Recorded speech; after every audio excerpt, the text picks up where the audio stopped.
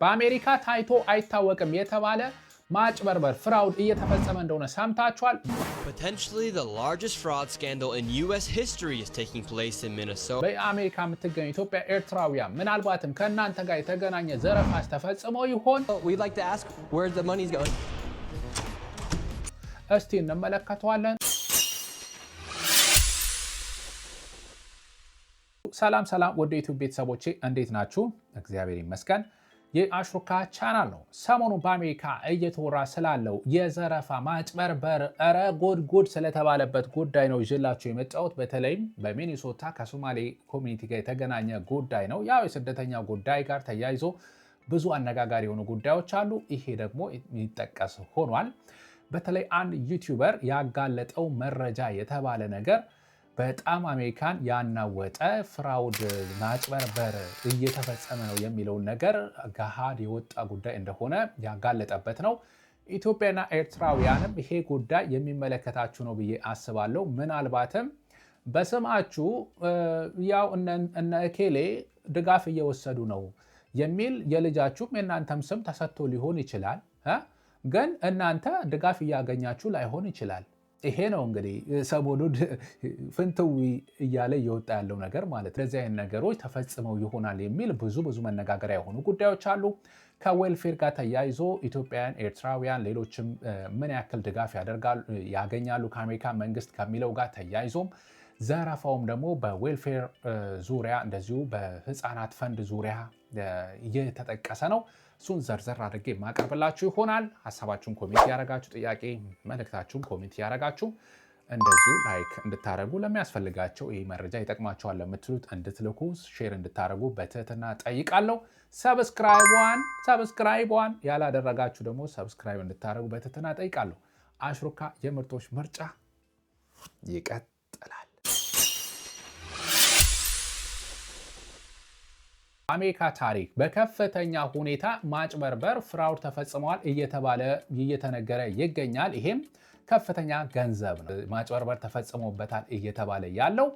በአሜሪካ ውስጥ እስከ 9 ቢሊዮን ዶላር ነው። 2 አባይ ግድብ የሚሰራ የኢትዮጵያ የ120 ሚሊዮን ህዝብ ለአንድ ዓመት የተዳደረበት ግማሽ ገንዘብ ማለት ነው። ያው በጀት የኢትዮጵያ በ2025 ወደ 2 ትሪሊዮን ብር ነው አወጣች የተባለው 14 እስከ 15 የሱን ግማሽ ነው እንግዲህ በእንደዚህ አይነት ማጭበርበር ተፈጽሟል እየተባለ ያለው። ነገር ግን ስለሱ ከማውራታችን በፊት የተለያዩ ሀገራት ከ120 በላይ በአሜሪካ ውስጥ የሚገኙ ስደተኞች መካከል ከፍተኛ ድጋፍ ከአሜሪካ መንግስት እየተቀበሉ ያሉት እነማን ናቸው፣ ዌልፌር እየተቀበሉ ያሉት የሚለውን የትራምፕ አስተዳደር ያው ትራምፕ ራሱ ይህንን ከሰሞኑ አጋርቶ ነበረ። ከዛ ጋር የተገናኘ ማጭበርበር ደግሞ እንዳለ እየተነገረ ነው። እሱን እንመለስበታለን።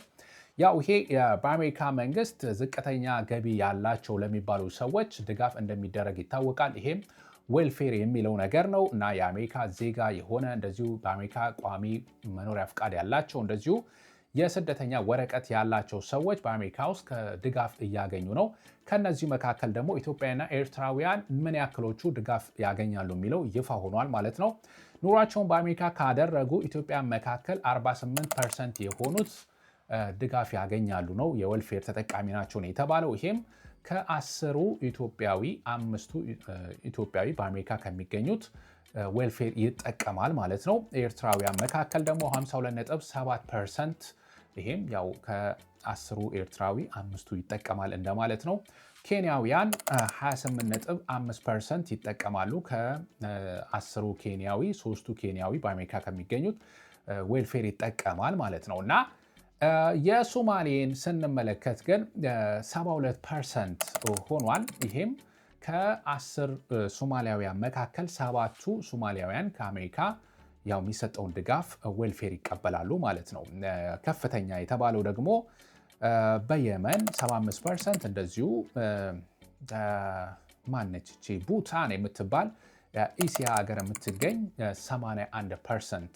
እነዚህ እንግዲህ ከ10ሩ 8ቱ ሰዎች ድጋፍ ይቀበላሉ ነው። በአሜሪካ ያላችሁ እንደምታውቁት ዌልፌር የተባለው 6 አገልግሎቶችን የሚያካትት ነው። ይሄም ሜዲኬድ፣ ሜዲኬር የሚባሉትን ያጠቃላል። የጤና እንደዚሁ የህፃናት ድጋፍ የሚያስፈልጋቸው፣ የአካል ጉዳተኛ ለሆኑ ለነዚህ አይነት ሰዎች ድጋፍ ያስፈልጋቸዋል ለሚባለው የዝቅተኛ ገቢ አላቸው ለሚባሉ ሰዎች ድጋፍ የሚሰጥ ነው።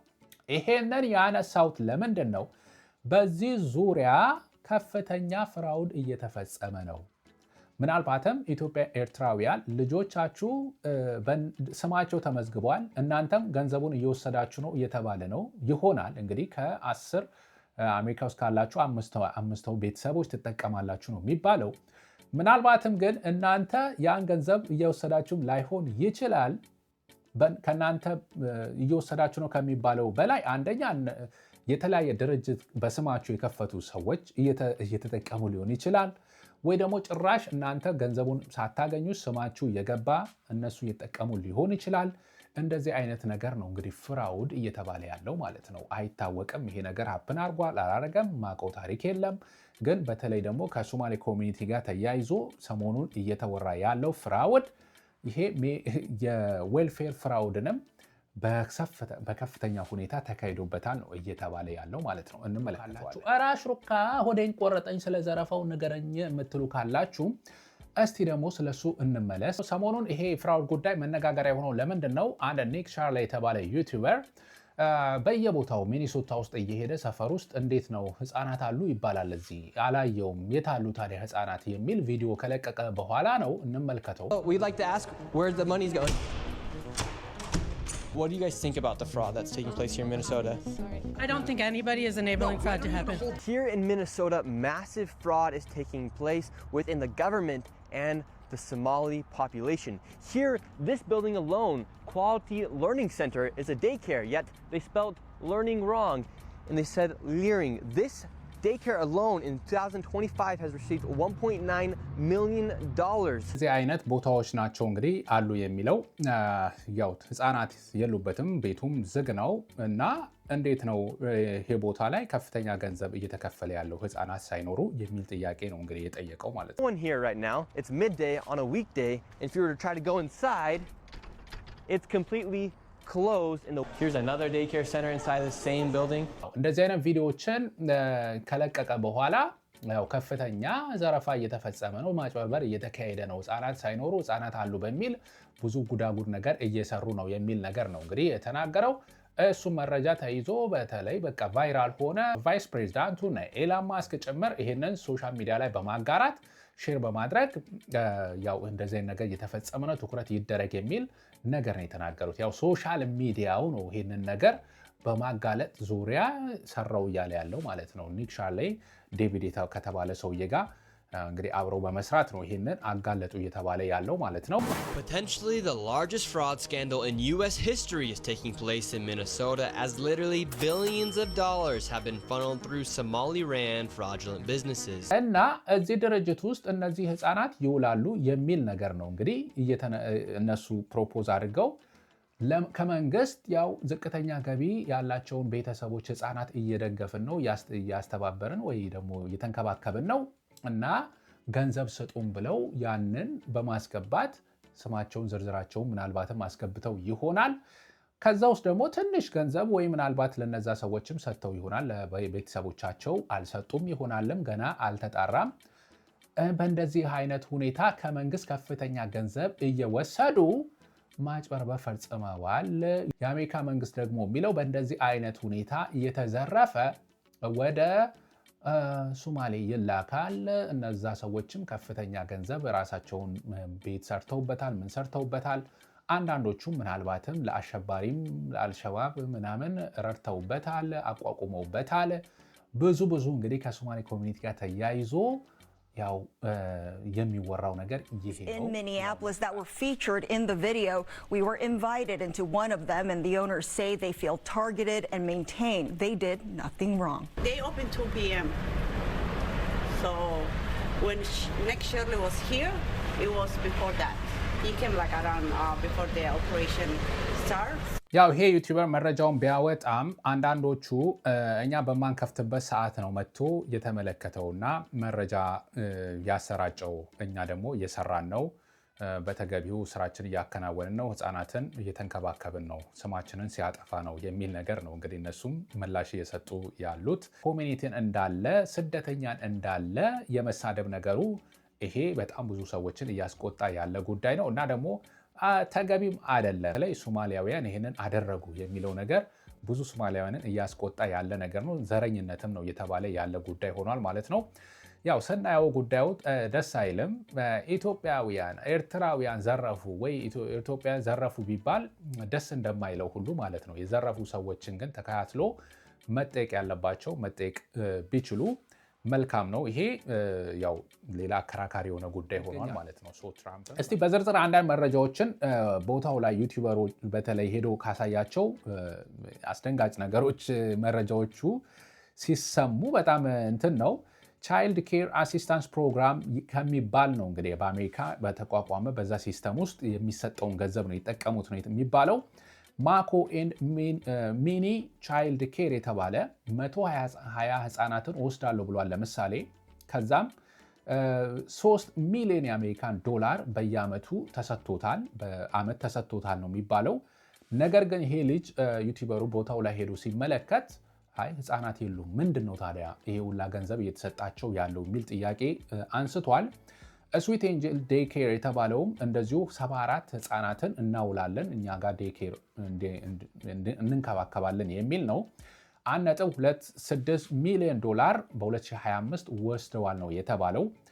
ነገር ግን የታሉ ህፃናቱ? ቦታው ላይ ስንመጣ ነው ጥያቄ የተፈጠረው። ህፃናቱ ሳይኖሩ በእነሱ ስም ገንዘብ ተቀብለዋል ወይ የሚል ጥያቄ ያነሳው ማለት ነው። ሌላ ደግሞ አስቂኝ የሆነው ኳሊቲ ሊሪንግ ሴንተር በሚል የተከፈተው ነው። ይሄም አሜሪካ ውስጥ ሆኖ ኳሊቲ ለርኒንግ ሴንተር ለማለት ፈልገው ይመስለኛል ነው እንግዲህ። ጽሁፉ የተጻፈው ደግሞ ሊሪንግ ነው፣ ለርኒንግ የሚለው ማለት ነው ምናልባትም። እና ይሄቺ ደግሞ ቲሸርት ሁላ አሰርተው ሙድ ያዙበት።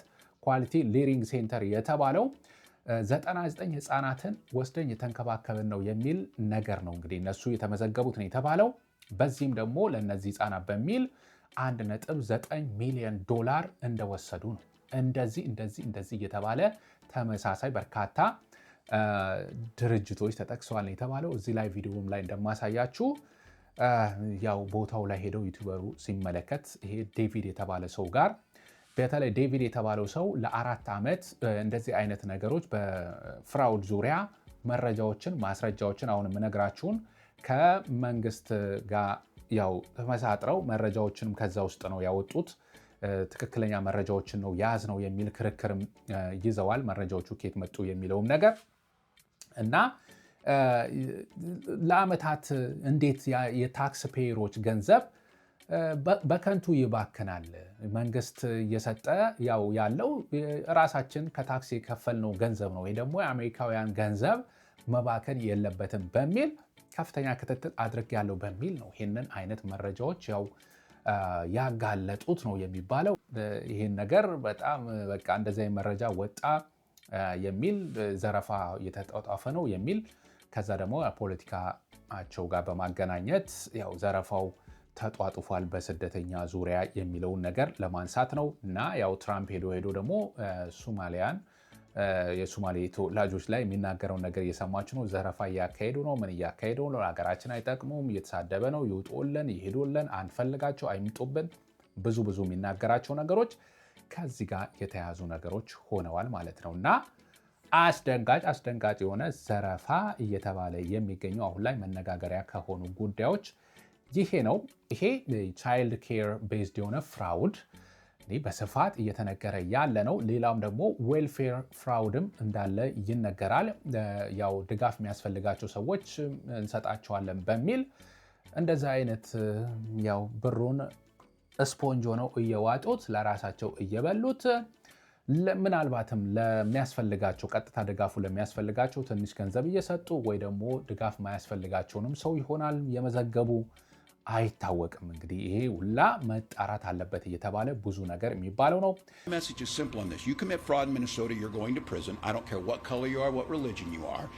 ሌሎች አይነት ፍራውዶችም እየተጠቀሱ ይገኛሉ። ከዚህ ጋር ተያይዞ ያው ሜዲኬድ ሄልዝ ኬር ፍራውድ ይጠቀሳል።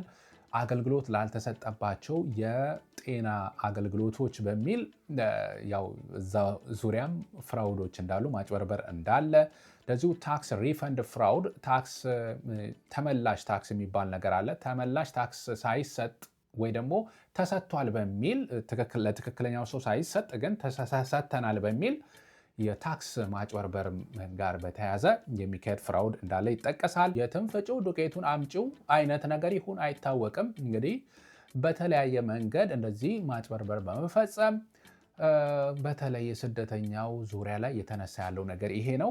አንኤምፕሎይመንት ኢንሹራንስ ፍራውድ፣ ስሞል ቢዝነስ ፍራውድ የሚባሉትም ከዚህ ጋር በአሜሪካ ውስጥ ፍራውድ እየተፈጸመባቸው ማጭበርበር እየተፈጸመባቸው እንደሆነ የሚገለጹ ጉዳዮች ሆነዋል ማለት ነው። ጠቅላላ ሲደረግ እንዴት ነው ታዲያ ይሄ ከስደተኛ ጉዳይ ጋር የሚገናኘው ነው? አሁን ዌልፌር እየወሰዱ ብዙዎቹ የማይሰሩ ሆነዋል ስደተኞችን እና ስደተኞች ለሀገራችን የሚጠቅሙ ሳይሆኑ ጉዳታቸው እያመዘነብን መጣ ነው እንግዲህ ትራምፕ የሚለው።